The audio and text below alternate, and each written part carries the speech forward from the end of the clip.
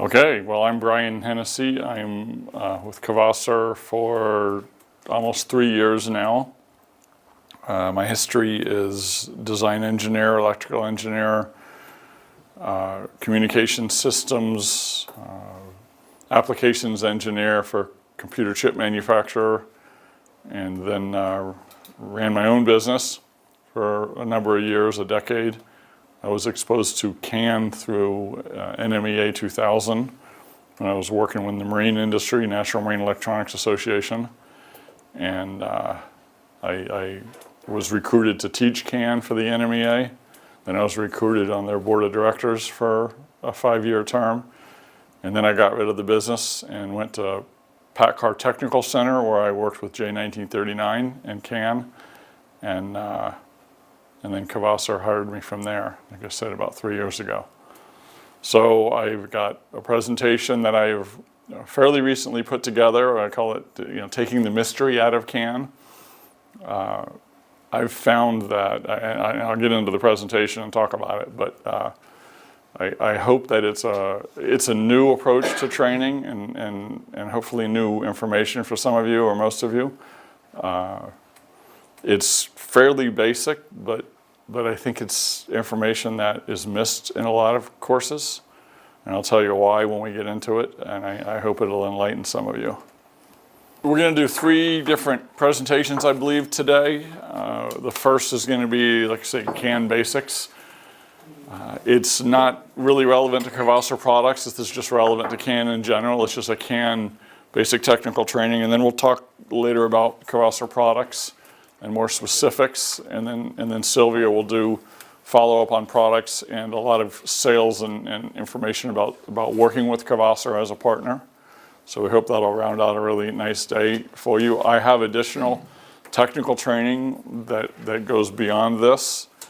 If anybody is interested or wants to talk to me afterwards about that, I also would like to make sure all of the partners know that I'm available for training and presentations to your customers, to meet you at customers, to meet you at trade shows, to work with you on technical aspects of selling our products and working with customers on any technical and business issues. Mostly the technical, and we rely on mostly the salespeople to help with the business issues, but we all kind of mix it up here. So with that, I've kind of covered a little bit of my history. How I learned about CAN and I think became qualified to teach people about it, a little bit about it anyway. So I'll get started with the presentation here. My cards, I think, have been distributed, so email is good for any follow-up questions, or while we're talking, if you think of them, please blurt them out. As Sylvia said earlier, we want this to be very interactive. I'm here to learn from all of you as much or more than maybe you'll learn from me. I want to learn, and I want to keep modifying my training and my courses and the way I present the products to increase the benefit to our partners every time I present it.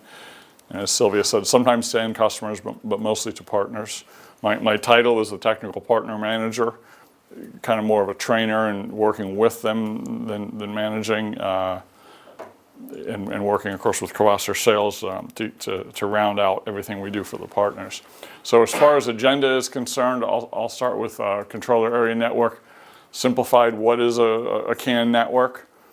What does it look like from a physical point of view, wiring, connectors, that kind of thing. So you can touch and feel a CAN network and get familiar with it, so it's not a mystery at all.